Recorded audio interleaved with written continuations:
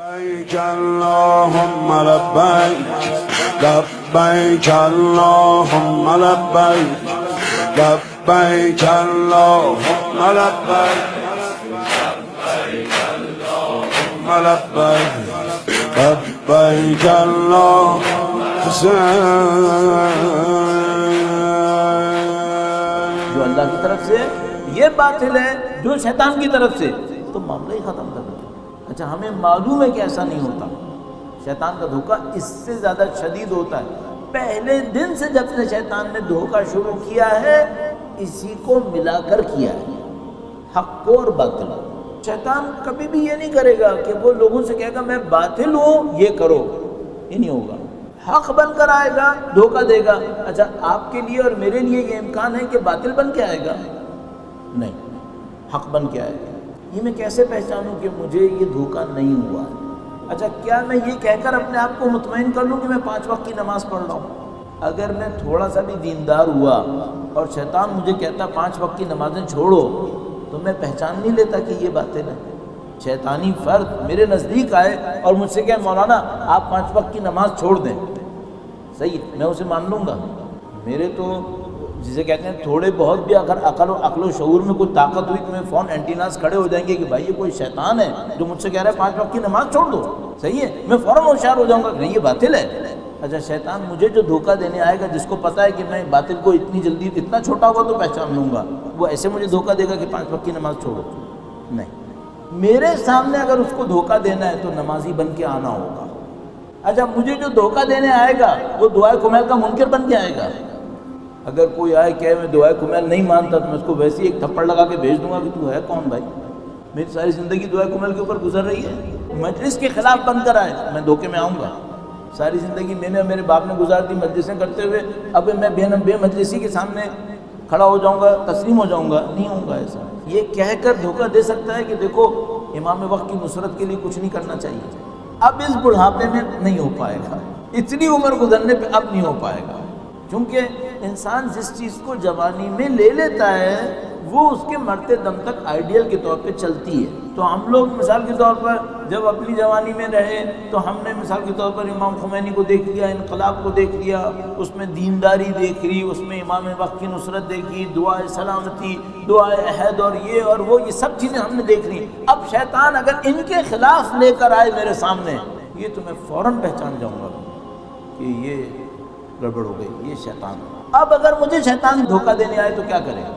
اس کو ان سب کے ساتھ آنا ہوگا، اس کے بغیر آئے گا تو میں پہچان جاؤں گا۔ بلکہ میں آپ کو عرض کر دوں، اب اس کو امام خمینی کا بھی نام لینا پڑے گا، کیونکہ میں نے اپنی زندگی میں تقوی اور پرہیزگاری کی نشانی ان کو دیکھا ہے۔ آغا بہجت کا نام لے یا نہ لے؟ موسٹ پروبیبلی لے ورنہ میں پہچان جاؤں گا۔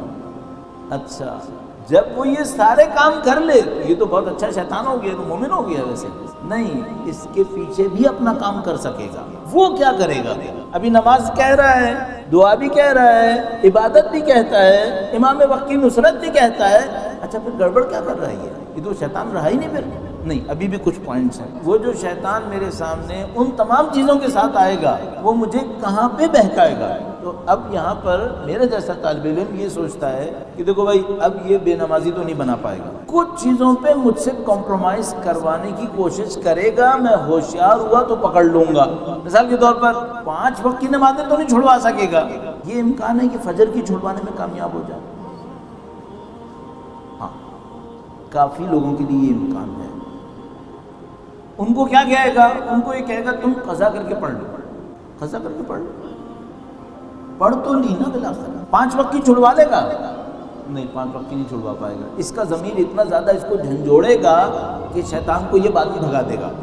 تو شیطان تو لمبی مدت کی حکمت عملی لے کے چلتا ہے نا، اس کو ایک دن تھوڑی دھوکہ دینا ہوتا ہے، اس کو تو ساری زندگی دھوکے میں رکھنا ہوتا ہے۔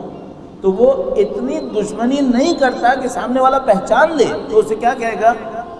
4 وقت صحیح وقت پہ پڑھ لو، 1 وقت اگر قضا کر بھی دی تو کیا ہوا؟ کر دو۔ اچھا وہ جو قضا کی ہے وہ بھی اتنا برا نہیں ہوا ہے، مثلا زور اثر میں پڑھ لینا، یہ کروائے گا یا نہیں کروائے گا؟ ہاں یہ کروائے گا۔ انصافاً بتائیے گا کروا رہا ہے یا نہیں کروا رہا ہے؟ معلوم ہے کروا رہا ہے۔ ایک اور کام کروا سکتا ہے، مثلا میں وہ ہوں جو نماز پڑھتا ہوں، میں وہ ہوں جو دعا پڑھتا ہوں، ہر روز قرآن پڑھتا ہوں، کہے گا نہیں جب اتنا پڑھ لیتے ہو تو ہر روز قرآن نہیں بھی پڑھا تو کیا ہوا، ویسے بھی قرآن عربی میں سمجھ میں ویسے ہی نہیں آتا۔ اچھا وہ جو اللہ کے رسول نے کہا تھا انی تارکم فیکم الثقلین کتاب اللہ و عترتی، اس کا کیا ہوگا؟ ما ان تمسکتم بہما لن تضلوا ابدا، دونوں کو تمسک کرو، یہ کہاں تمسک کر رہا ہے؟ اتنے دھوکے میں کامیاب ہو جائے گا کہ اگر نہیں تم اہل بیت کے ساتھ ہو نا، اگر قرآن نہیں بھی پڑھا تو کیا ہوا، اور قرآن کے ساتھ ہو، اہل بیت نے بھی قرآن ہی سکھایا ہے۔ اگر اللہ کے رسول نے اس کو کافی سمجھا ہوتا تو ایک کو کیوں نہیں کہا، دو کو کیوں کہا؟ کیوں کہا تھا ما ان تمسکتم بہما، دونوں سے اگر تمسک کرو گے تو میری زندگی میں قرآن کیوں نہیں ہے؟ یہ شیطان کا کام کرنے کا پوائنٹ نہیں ہے کیا؟ کرے گا یا نہیں کرے گا؟ کرے گا۔ جس قوم کو قرآن کے دھوکے میں اہل بیت سے دور کرے اس کو قرآن کے ذریعے اہل بیت سے دور کرے گا، جس کو اہل بیت کے ذریعے قرآن سے دور کرے اس کو اس طرح کرے گا، اور اس کا کام کیا ہے؟ دونوں میں تفرقہ ڈالے۔ وہ یہ کرے گا یا نہیں کرے گا؟ بالکل کرے گا۔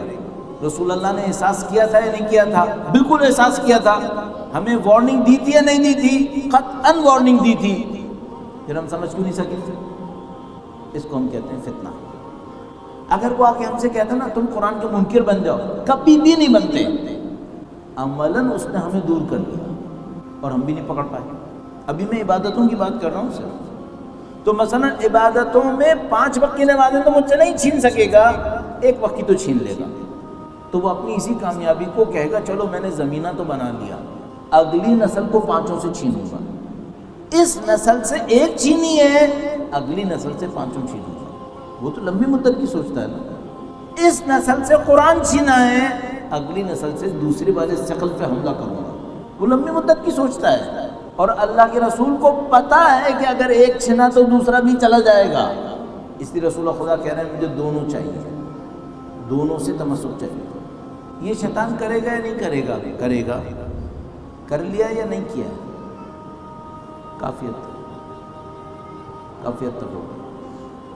اب میں آتا ہوں اعمال کی طرف۔ اللہ کے رسول جب کسی کو مسلمان ہونے کی دعوت دیتے تھے تو اس سے ایک پہلی بیعت لیتے تھے۔ اچھا وہ جو پہلی بیعت تھی وہ کیا تھی؟ نہ اس میں قرآن تھا، کیونکہ ابھی قرآن تھوڑا سا نازل ہوا تھا، نہ اس میں نماز تھی، نہ اس میں روزہ، کچھ واجب ہی نہیں تھا اس وقت۔ وہ جو پہلی بیعت تھی وہ کیا تھی؟ سادہ باتیں کہتے تھے، دیکھو تم اللہ پہ یقین کرو، میری نبوت پہ ایمان لے آؤ، آج سے جھوٹ مت بولنا، مکاری مت کرنا، امانت میں خیانت نہیں کرنا، ہمسایوں کے حقوق کا خیال رکھنا۔ اللہ کے رسول پہلی بیعت میں یہ ساری باتیں کرتے تھے۔ آہستہ آہستہ دین کی تفصیلات آتی چلی گئیں، اللہ کے رسول لوگوں کو دین دیتے چلے گئے۔ اب ایک اور مشکل آ گئی، یہ جو امام زمانہ کی نصرت کا دعویٰ کر رہا ہے، اس نے اس پہلی بیعت پر عمل کرنے میں حق ادا کر رہا ہے۔ مثلا سادہ سی ایک بات ہے، اپنے جیسوں کے لیے عرض کر رہا ہوں، سب کے لیے عرض کر رہا ہوں، وہ یہ ہے کہ بھائی میں امام زمانہ کی نصرت کر رہا ہوں، غلط بیانی تو نہیں کرتا۔ اگر غلط بیانی نہیں ہو رہی ہوتی تو ایک ہی واقعے کے اوپر 5 اوپینینز آنا ناممکن تھا، اور ہمیں معلوم ہے کہ ہیں، کوئی تو غلط بیانی کر رہا ہے نا۔ جو 5 اوپینینز آ رہی ہیں ان کی طرف سے آ رہی ہے، تو سب امام زمانہ کی نصرت کے دعوے دار بھی ہیں۔ 5 تفاسیر کی بات نہیں کر رہا، تفاسیر تو 50 بھی آ سکتی ہیں۔ ایک ہی بات کے اوپر عینی رائے اگر 5 آ رہی ہوں، 2 بھی آ رہی ہوں، اس کا مطلب ہے قطعاً نہیں غلط ہے۔ تفاسیر کی بات نہیں کر رہا ہوں، تفاسیر 50 بھی آ سکتی ہے، اس کا مطلب ہے غلط بیانی چل رہی ہے۔ اچھا جو کوئی تھوڑا سا بھی معاشرے کے اندر اٹھے بیٹھے، میں نام نہیں لینا چاہ رہا ہوں، ذرا سا بھی نام لیتا ہوں تو کچھ دوست خفا ہونے لگتے ہیں، کسی بھی ایسی سیٹ اپ کے اندر، سیٹ اپ اس لیے کہہ رہا ہوں کہ یہ کسی کے نام کا حصہ ہی نہیں ہوگا، ورنہ میں کہتا پارٹی، کہتا فلاں فلوں تو کسی کے نام میں آ جاتا۔ کسی بھی تھوڑے سے ہمارے معاشرتی مذہبی سیٹ اپ کا حصہ بنے تو فوراً ایک بات سمجھ جائے گا، غلط بیانی تو ہوتی ہے، غلط بیانی تو ہوتی ہے۔ معذرت کے ساتھ عرض کر رہا ہوں، آپ سے مدد کرنے کی کوئی ضرورت نہیں ہے، بہرحال آپ کا اور ہمارا مسئلہ ایک ہی ہے، وہ یہ ہے کہ میں نے یہاں تک بھی اپنے انہی کانوں سے عیناً ایسے دیندار لوگوں سے کہ جو امام کے علاوہ بات ہی شاید نہ کریں، یہ کہتے سنا ہے کہ مولانا سیاست میں تھوڑا بہت جھوٹ ہونا ہوتا ہے۔ اللہ شاہد ہے، ممبر پہ بیٹھا ہوں، یہ میں نے خود اپنے کانوں سے سنا ہے متدینین سے۔ جس اجتماعی مذہبی سیٹ اپ کے اندر یہ فکر چل رہی ہو، اور یہ اس کے رہنماؤں کی باتیں ہیں، عام لوگوں کی باتیں نہیں ہیں، وہ یہ کہہ رہے ہوں کہ تھوڑی بہت غلط بیانی تو سیاست کا حصہ ہے، کرنی پڑتی ہے، اور عملاً بھی ہم اپنی آنکھوں سے دیکھ رہے ہیں کہ ہاں بھائی یہ تو ہو رہا ہے۔ اچھا اب اس کے بعد میں یہ کہوں کہ یہ لوگ امام زمانہ کی نصرت کر رہے ہیں، یہ امام زمانہ کی نصرت ہو رہی ہے، تو مجھے معلوم ہے شیطان نے دھوکہ یہیں سے دینا ہے۔